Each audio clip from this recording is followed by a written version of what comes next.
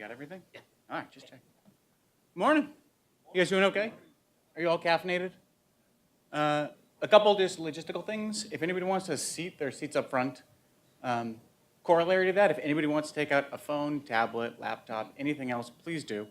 If you get bored, spend more time looking at that than me, and I'll take that as a sign to move it along. Somebody over there rang something that sounded like a gong. If this gets terrible, you're invited to do that even more. But maybe only if that gets really, really bad. All right, so I'm from Google. I could explain what I do, but it looks mostly like this. In my day-to-day life, I basically help people Google things to figure out how they should be doing their job. What their opinions are, I send them to Google. I use this all the time. Like Cheetah, though, my hobby seems to be talking about things that I'm not supposed to talk about. So please don't record this, tweet this, anything else. Kidding. Feel free to do whatever you want. I also think segues are overrated, so we're just going to completely skip them. It seems early in the morning to have to deal with somebody talking for 40 minutes about anything, and the instructions I was given was talk about something interesting that will keep everybody's attention and is also in line with everything being talked about. So you heard the topics ranging from AngularJS to cloud to mobile development, and I'll be damned if I had any idea how I was going to weave all of that together, so I decided I wasn't even going to try. Instead, we're going to do a little buffet-style thing where we're going to do a whole bunch of different topics for a few minutes each, and we'll see what happens. I think they're interesting. You all may be bored silly, but that's tough for you because I have the microphone. Okay, we'll start with MapReduce. Does anybody know what it is? Yes. Yes, some people. Are you all shy or is it just early? Early, shy? Okay. It's awesome. It's how Google works. It's how we run these huge, massive jobs. It's how we have these data centers that inevitably somebody will put up a slideshow or a movie actually walking through what they look like. And it's how we take hundreds of thousands of computers and make them act like one big computer. If you do a Google search to find Starbucks, you're going to hit about 1,500 computers in less than a second. That's MapReduce. And so if you look at it, there's all these big places that deal with big data, which is becoming increasingly common to have to deal with. So we do it, Facebook does it, NSA does it, some other people do it also. But getting started with it has traditionally been really, really terrifying. Because when you talk about it, the first thing you have to do is explain what it is, why you want to do it, and then at some point you have to explain to your manager why it's a good idea that he invest in letting you do this. So it usually looks something like this. And if anybody can read that, I'm very, very impressed because I can't read it at all. Yeah, that's good. Anybody else wants to see, come on up. I won't bite. This isn't going to be super formal. Basically, it looks like this. You're going to take a whole bunch of stuff, map it to different jobs under a whole set of different circumstances to parallelize the job, and then smash it together through a reduce function that's derived from left folding and functional programming, which essentially nobody understands. And if you want to look at that the first time you saw it and say, I understood that and everything that goes into it, we should talk at whatever mosh pit thing is happening later, and we'll see if you really did. So I thought I'd go to academia to see if there's a better explanation. I stole this from a 400 level class at the University of Washington, and I got even more confused, and I started to doubt whether I understood it. Right? And they took these examples, and this was as clear as a college level professor could make it. And so if anybody who's in high school, if you understand this, you really should talk. For people in college, you should understand this. So, get cracking.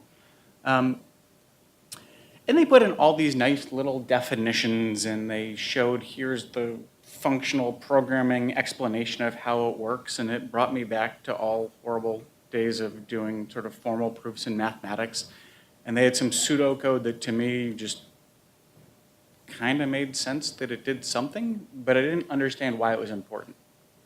Right? I could kind of look and say, yeah, I'm sure that works, and I'm sure there's somebody who's really interested in this, but that's not me. Right? So I came and saw this picture. This is MapReduce explained at the level that you can actually talk to people at 9 in the morning when we run out of coffee. Right? This is the goal. So the first part, mapping. We're going to take a bunch of stuff and do something to it. In this case, we're going to take a loaf of bread, tomatoes, lettuce, pickles, onions, sesame seed bun, whole 9 yards. And we're going to do a bunch of stuff to it, the mapping part, and we're going to map it to smaller pieces. Slices of lunch meat, pieces of bread, I guess you shred lettuce. I'm not really like a lettuce on salad, on a sandwich kind of person. That's the mapping part. That can happen in parallel, that can be distributed, that can come from any number of sources. We don't care. The reduce part comes next. The only real constraint that most people care about with this is that we have to do all the mapping first. So we have to have all the ingredients before we can make the sandwich. The reduce is literally just turning that pile of ingredients into a bunch of sandwiches. Make sense? You guys all feel like you can do MapReduce now? It's gonna be good, okay. So just a palate cleanser. We're gonna pause for a second, let that sink in. I told you I was bad at segues and I wasn't gonna try, and I wasn't kidding because unfortunately I'm not that funny. Okay. The second part is Google security. This is near and dear to my heart. I haven't told you really anything about me because honestly, I'm up here for 40 minutes and you're never gonna remember my name, much less my background, so I thought I wouldn't bore you. But I've done a lot of stuff for a lot of places around the Beltway that require security stuff to happen. There, that's my life in a nutshell. And also startups and also financial institutions and also companies whose stock went and made me a millionaire right out of college and then not a millionaire like 2 days later. Google does security differently than just about everybody else. And this is, I think, people's sort of sense of how Google does security, right? Cat videos, and there's probably some security around it. We do guns, guards, gates, fences, biometric security, intrusion detection, firewalls, stateless firewalls, denial of service. The list goes on and on and on and on and on and on and on. And honestly, a lot of that stuff, if you wanted to read through an ISO 27001 document, that's great. I'm sure if we did a show of hands, there'd be a lot of people who've been stuck writing security documentation at some point because it's almost unavoidable in this area. And so you've seen all of the FISMA, FedRAMP security documents that go into it. Again, it's early. We're gonna talk about these instead because I think this is more interesting. These all have very real security attack patterns that I've seen, and so I thought I'd just tell you about a couple of them. So, does anybody want to guess what gummy bears are for? Does anybody know? Ooh, this will be like a bonus question later. Maybe I'll find some good swag if anybody can figure that out before, I don't know, at some point when we run out of swag to give out. Yeah, actually, did you know or are you guessing? I won't ask. I won't put you on the spot.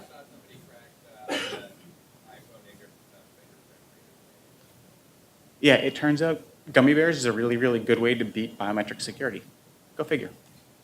Okay, I worked in an office and we had this tradition where you tried to steal somebody's password. It's not that uncommon to do sort of internal exercises to see are people being rigorous in what they're doing and what they're not doing. What is a little bit less common, I think, is how far people would go. So the thing on your left is a concrete drill. And it turns out that there was a very understanding law firm on the floor above us.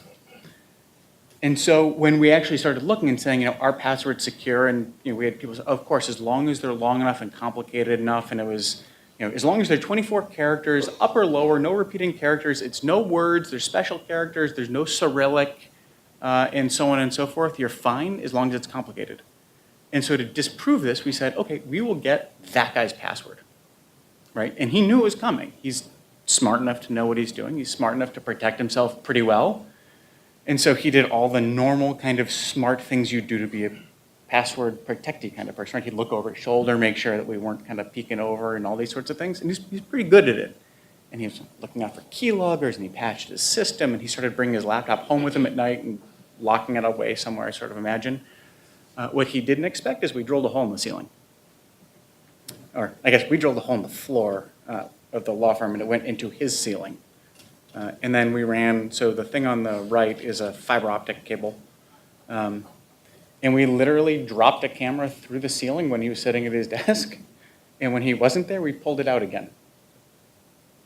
Right? And this gets to this kind of element of, even if you know what you're doing, even if you're really on guard, there are some people out there who are just flat out better than you are, right? And this was kind of a stunning revelation because I was like, I'm a pretty smart guy, I'm pretty cocky, this is wonderful.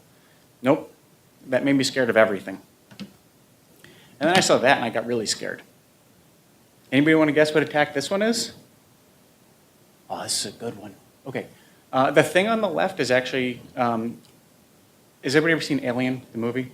High school students, you're too young, but I promise it's worth watching. It's really, really good. Unless the high school students are that way, I lost track. The thing on the left is like this alien that, it's got this thing that shoots out of its mouth and it attacks the protagonist, and it's kind of awesome if you're of the right age and you're just dorky enough. And it hooks into the USB port of a computer and it sticks its mouth out and it does nothing else. It's functionally useless, but it's, it's a piece of office fun. Okay. The thing on the other side is what's called a PC. And it is a keyboard. It just doesn't look like one. Okay, why does this matter? We'll come back in a second. A whole box with lots of little ones of those is ordered, of the monster doodad, and they were sent out to monster performers in an organization. People that had done an amazingly good job throughout the day. What they didn't realize was that the team of people who were trying to hack into their systems as part of an exercise had physically disassembled those things because they have a certain amount of airspace in the head of them and wired in these Peensy things into them. And so they got these boxes and said, congratulations on being a monster performer. We're so proud of you. That's amazing. They plugged them into what happens. The Peensy is a keyboard as far as the computer is concerned. It intercepted every call to the robot USB monster thing, which I should probably have a better name for, but honestly, I took a little bit of Japanese in college and lost me. So we'll call it monster thing number one. Monster thing number one wasn't getting the signals initially. Those were all getting intercepted by the Peensy, who was pretending to be a keyboard because almost every computer will just let you plug a keyboard in, because how scary is a keyboard? What it would do is essentially hit Windows, whatever it is. I haven't used a Windows computer in a while because I'm scared of everything. And nothing against Windows, it's very nice. I'm sure everybody likes it a lot. And it would type open a command prompt, and it would wget some malware, and it would install it on the computer and run it when the user wasn't looking. And voila, we'd convince people to plug in malware on their computers by a physical distribution device that looked like that. So what does this have to do with your daily life? Absolutely nothing, but I thought it was neat, so, and you gave me a microphone, so I talked about it. So this actually does lead me to a point. It may not be a good point. This is sort of extra homework for those that are curious. We have something called Gruyere out there. It's and you can't make this up because it's terrible. It's a cheesy web application that's full of holes that Google will grant you an explicit license to try and hack. We'll even give you some ideas.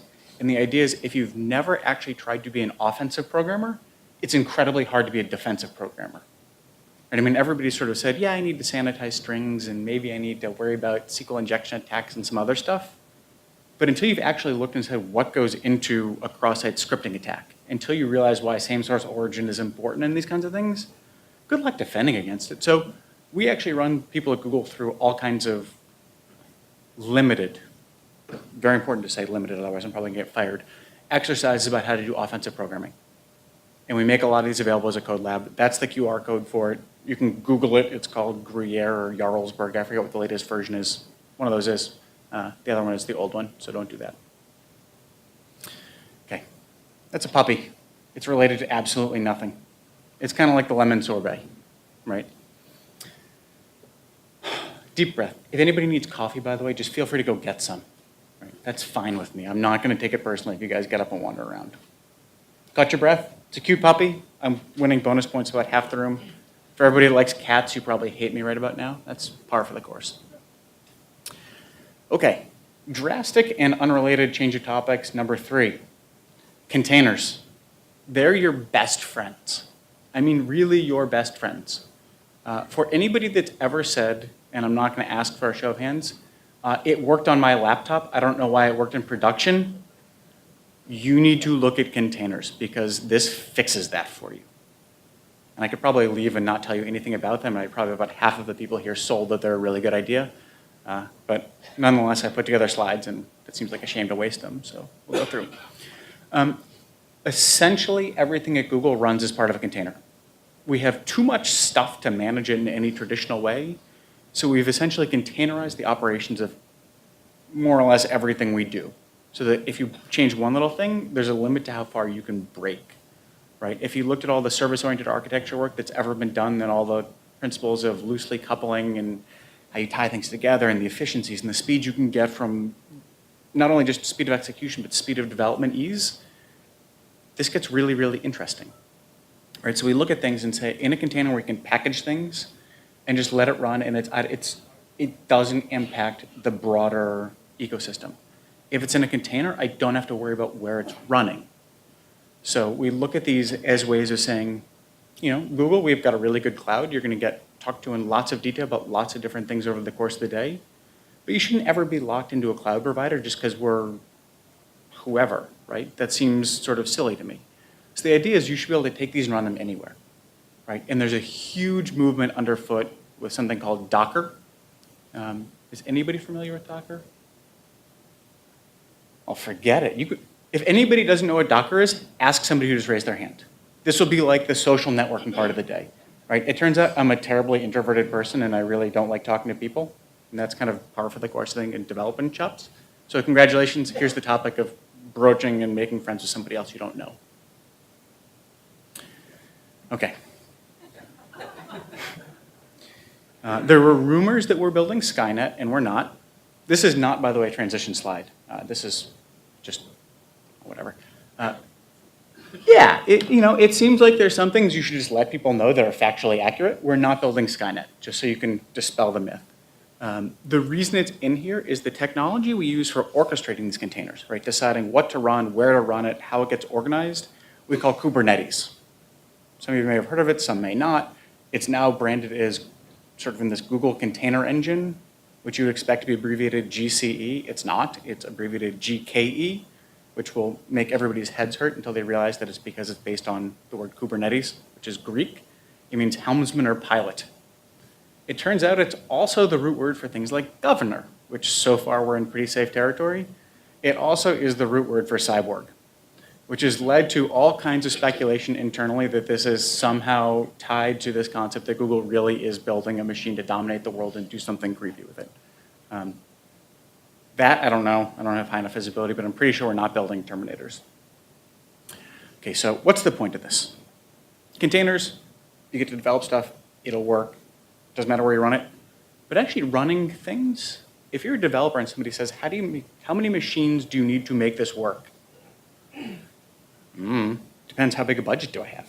Like, will you give me enough that I can estimate what my peak usage is, double it, and say, I need that much? Are we going to get into this kind of guessing game of, I don't know, you'll give me a budget and I'll get a whole bunch of VMs in Amazon or Google or Azure or whatever I happen to be familiar with at the moment, and I'll sort of use those up until they're all full? Okay, like that's nice, but like that gets expensive pretty quickly. And if you go back to the thing I said earlier where Google runs everything as a container, and we run a lot of servers and a lot of processes, that gets like really stupidly expensive. Like mind-bogglingly, dumbly expensive for us. So we've had this thing, that's okay. Okay. We've had this thing internally that is externally, I think, supposed to be referenced as the system that shall not be named. Internally, it was called Borg, so yay. The secret's out, it's about 10 years old. That's wonderful. It was our resource scheduler to figure out where to put essentially these containers across the organization. Right? And this becomes, and I promised in my little note, if anybody read it, which you probably didn't because everybody's busy, that I would get into something that's NP hard. We're gonna have to go back one because I'm going a little bit out of order. This is it. If I have, say, 100,000 servers and I have a lot of work to do, how do I want to organize that stuff? Does anybody know what the backpack problem is or knapsack problem or any of those things? Right? I have something that's this big and I need to fit some stuff into it. So think a physical server. I've got X amount of processor power. I've got Y amount of, I don't know, RAM or disk or pick your favorite constraining factor here. I can only cram so much stuff onto a physical machine. Further, I'm better off having a mix of things that are memory intensive and CPU intensive. Because if I do something that's CPU intensive but uses no memory, I can use essentially like 85% of the CPU but no memory, and now I've got all this wasted memory. So what I really want to do to have the best value is to cram something that's got a ton of memory but essentially no CPU usage onto the same box. This turns out to be an NP-complete problem. So if anybody's got a good answer to that, we're definitely hiring. And by the way, you'll probably win all manner of Turing prizes and these kinds of things. If you're in grad school, you'll probably come up with something and then your computer science professor will shoot you down because that's sort of the way of the world. At Google, we started out with this monolithic approach. right? And it was sort of, we know all our resources, we kind of know what we're doing, we're just going to have one guy go, that's it, off you go and run. That gets very hard to build, that gets very hard to manage, that gets incredibly fragile quickly. If you look at things like Mesos or the Hadoop on-demand kind of stuff, it's a two-level scheduler. The first guy goes, I've got a bunch of work, you look relatively unbusy in that group over there, here's some work. And then that one is a sub-scheduler, is responsible for scheduling work over there. Same thing, you know, that group, and so on. You get a lot better performance. It's pessimistic locking kind of approach. At Google, we went one step further, which is vaguely insane, and just have a shared state across everything and use optimistic concurrency and this eventual consistency concepts. This gets boring really, really fast. I can already see people dozing off a little bit, so we won't go into it. If you're interested, there's a whole academic paper on how it works at that QR code. So, you know, if you get bored, if you're getting on a plane, if you need to sleep, that's pretty good. Why do you care from like a day-to-day perspective? Because instead of saying, for this amount of work, like 1 to 100, start that unit of work and off you go, we're literally opening up the ability to say, you know what? Get this thing up and running, and if it ever looks slow, add stuff. Those are the kinds of rules we want people looking at. We want people looking at this kind of declarative concept of, you know what? This is mission critical, it needs to be really fast, like make it so, right? And not worrying about like, what does fast look like? What does overloaded look like? If anybody's in the back and you're worried about interrupting stuff, just come grab a seat, don't be shy. Or be shy, it's okay too. So we want people not so down in the weeds of configuring things. We want them just to be able to have the flexibility to say, I know what my application should look like. It has to be stupidly fast, otherwise I fail. Or maybe you go, you know what? I don't care if this is slow. I care more about how much it costs, right? This is the kind of thing that we look for. The only real downside that I've seen is if you say, make this really fast when load hits, you have no concept of if we're gonna do what we said we're gonna do, right? There's a little bit of trust us until it happens the first time. And then after that, people are pretty good about trusting us. How am I doing on time? Okay. This is a giant WIDA. It's another non sequitur, but it's terrifying, so I thought I'd share it with you because, you know, wake everybody up a little bit. That's actually about the size of them. That's not photoshopped. They're from New Zealand. There's 5 kinds of them. This one's a vegetarian, which is nice, but they're like, it's Maori for devil bug. So there, you all learned something new today. Okay. I mentioned I'm an introvert, and yet I'm up here public speaking. I know, it's a contradiction in terms, it's weird. Here's the thing about developing applications and why it actually matters when you take social into account. And this is my opinion, this is not Google's opinion, this is not the opinion of Cheetah or anybody else, my thoughts. When people started thinking about networks and how much they were valued at, everybody, essentially everywhere, started with how much a broadcast network is worth because it's really easy to understand. If you're CBS and think, God, I'm gonna lose everybody young. If you're CBS and they have a tower that sends out the signal and you have like the box that you tune to, your network is defined by how many people you can reach with your signal. If you buy a more powerful transmitter, your value goes up because you're physically able to reach more people.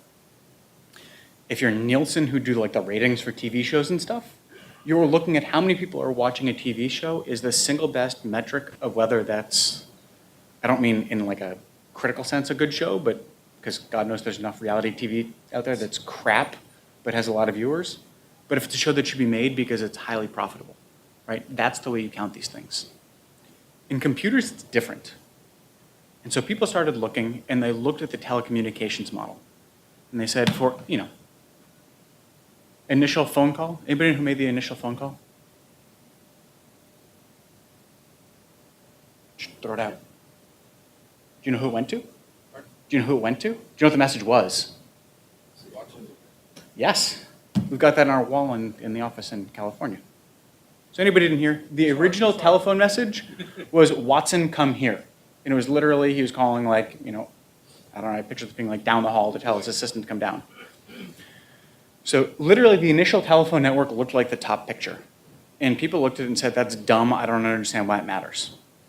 Okay, well, what happens if I have 5 people? Now all 5 of those people can talk to each other. Very quickly they said, you know what, the value of this is essentially on the order of n squared. Right? For every person I add, and we could go through math if anybody cares. It's early. I don't really want to, but we can if you want. It goes up because I can talk to more different people. I can call anybody in the world today who has a phone, which is almost everybody, even though nobody uses phones anymore. So when we looked at this, we said, this might be onto something here. The non-obvious thing to this is if you have 1 million users and you add one person, that one person is valued at like 2 to the millionth more than the first person you put on the network. This seems bad. Okay. For everybody that's nodding, great. Everybody who's not, think about it this way. You know who Kevin Bacon is? 6 Degrees of Kevin Bacon? Yep. Okay. This should tell you a couple things right off the bat. First of all, he's probably fabulously wealthy and lives a great lifestyle because he seems to be in everything. The second piece is if you need 6 steps to get to Kevin Bacon, even in something as small as Hollywood, this concept that everybody's connected to everybody and getting value of everybody on the network is obviously dumb. To me. No offense to anybody that believes that. Okay. So if you believe that, then you start looking and saying, well, how valuable is a network really? How do I actually look at this and figure out if I add 10 more people, do they bring 10 more units of value? Do they bring some fraction of it? It turns out there's a whole pile of people having this very sort of academic argument, but it all boils down to the fact that at some level, the bigger your network is, the more valuable it is. If anybody's on Facebook, it's probably because that's where everybody is, right? You don't go to a social place that's like this depopulated wasteland. When Google launched Google Wave, it was spectacularly amazing technology, and it was a complete flop because nobody got it, and so people would wave and nobody would wave back, right?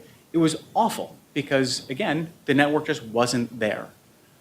There's math on the bottom. It's got Greek letters, which seemed fitting because we had Greek earlier in this with Kubernetes. It boils down roughly to the value of your network is roughly proportional to the number of users you have times the log of the number of groups that will be formed of it. Make sense? Whether or not you believe me is a whole other issue, and that's fine. I don't really care either way. This is ongoing debate. There's a guy named whose name I can't pronounce, but he's really smart, and he writes all kinds of stuff. And that's his little QR code. I think I'm almost out of time, so I think we have like 5 minutes if anybody wants to ask questions. If you don't, that's fine too. We'll get coffee and snacks and stuff. But if anybody wants to fire away, I think there's a mic over there and one over there. You can just yell and I'll repeat, or you can borrow my mic if you want.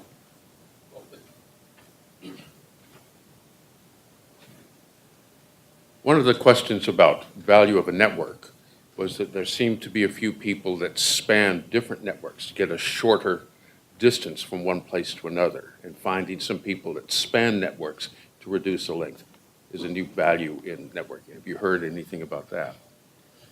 Yeah, so there's a whole field of stuff that I think is interesting because if this isn't a surprise to anybody else, I'm like a huge nerd. There's something in relational network analysis called eigenvectors, and you get to it through this whole hidden Markov model and relational or linear algebra and expanding and contracting matrices to look for things, and the details are pedantic and boring. It boils down to a few different things, and I realize I'm rambling to your question. If you look at a network, there's a few kinds of things you need to look for.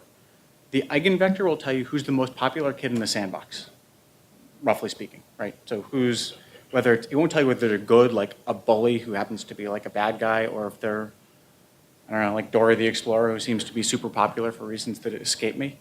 But it tells you the most popular person is.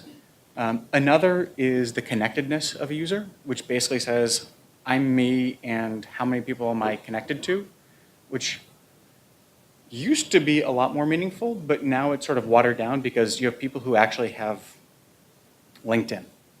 And if anybody asks me to join their LinkedIn network, I just say yes, because it's too hard to figure out who I should say yes to and who I should say no to, and I'm not going to piss anybody off. I just say yes to everybody. I don't really care, right? It's a friendly, open place, and people tend to pester me with fewer dumb questions after the first one they send, and it's a self-sustaining system. So there's that one. Then there's betweenness, which basically says, how between people am I? So this is like the Kevin Bacon thing, right? He's between everybody. So if you want to get from any actor in Hollywood to anybody else in Hollywood, you start looking at the betweenness measure.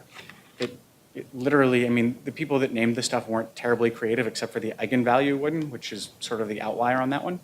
And so, yeah, and then the question is, what do you do with that information? I don't know. Beats me. There's a whole book by Malcolm Gladwell, I think, called The Tipping Point, that's got some interesting stuff on it. He talks about, like, Paul Revere is a really good example of this. Does anybody know how far Paul Revere rode in the famous 1 if by land, 2 if by sea, spreading the word stuff? So, okay, I grew up in Boston, so this is like mother's milk to me. The story is he, like, Old North Church, which is like one end of Boston, he basically rode like way the hell and gone and told everybody in the entire Northeast. Like, these are legends, and his horse was super fast and it was great. In reality, he rode from the Old North Church to the pub that was about 2 blocks away. But he knew freaking everybody, and everybody knew him, and he was in everybody's different networks. So he literally, I'm making stuff up now, he notionally, figuratively, best as we can tell, walked into the bar and said, hey, the British are coming, go tell people. But he was that guy that spanned all of the social networks. So I don't know if I answered your question or just rambled until I ran out of time, but they're probably about equally valuable, because maybe I don't really have an answer, it's just stumbling. Fire away. Was that a question or was that just a wave? All right. I got nothing else. And I think we're about out of time. Not out of time? Do I have more time? Yeah, just yell or go to a microphone or do something. Instead of passing, people don't use phones anymore. Yeah. When's the last time you, sorry, the question was, I said people don't use phones anymore, and then he asked me to elaborate. I don't know. When's the last time somebody made a phone call on their cell phone? Like, did everybody do that this morning? Really? There's an age Man. stratification. Okay. Ask people if they've ever communicated with their son or friend who's under 21. Okay, so let me ask. So statistically, people use their mobile phones now for everything but phone calls. Amen. So the microphones on, I left my phone in the other room so it wouldn't vibrate. The microphones tend to be absolute crap on phones these days because they don't need to be that good. Because most people are sending texts, tweets, emails, getting directions, all of the things you normally associate with actually using a phone for its intended purpose. It's a question of how much it really gets done. But yeah, that was kind of just a throwaway comment. There really wasn't any, it's early for me too. I guess that's my answer. Just a question, how many people really have the old phone, not the smartphone? Okay, so a poll. Who has a flip phone? Who has a BlackBerry? No, I bet at least 10 people do, and they're just refusing to open their hands. Like, nope, not me. I was on a plane the other day going to California, and somebody was sitting in first class, and he's typing away, and the stewardess says, "Do you want anything to? You have a BlackBerry?" And just like got muddled and wandered off because she couldn't understand why somebody was sitting like in first class and had like the royal treatment from the airline, and they were still like do on their little BlackBerry phone. I don't know, maybe they like the keyboard. But I think nowadays most people have smartphones, and they use a lot of the things that you would have traditionally called somebody for, like getting directions. It's all just sort of baked in. So I don't know. There really wasn't. Anyway, anything else? Yeah. What's your opinion of the future of wearables like personal watches in regards to use cases that are emulating the hospital?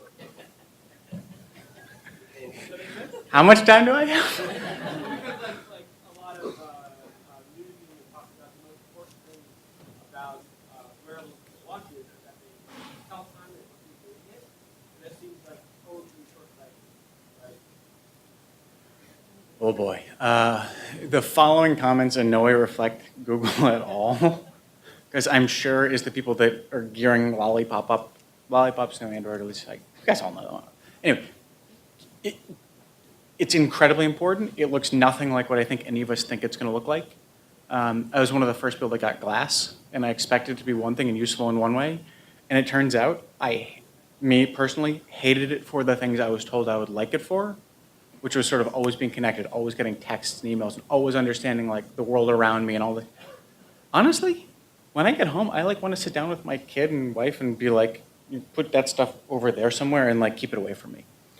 So for me, a lot of this comes into interesting things. About 2/3 of which I'm really not supposed to talk about. So maybe we'll talk a little bit offline.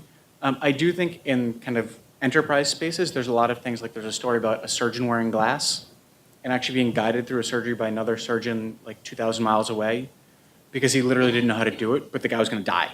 And so they got him on like a video conference and he's watching like, you know, this like world-renowned surgeon cut up a cadaver, right? And he's like, watch this, see that, do that.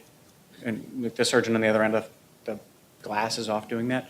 I think the devices and wearables is spectacularly interesting for all kinds of things. I just don't think we know yet. But that's the wrong answer. I'm sure somebody later will correct me and set me straight, but you know. All right. Yeah.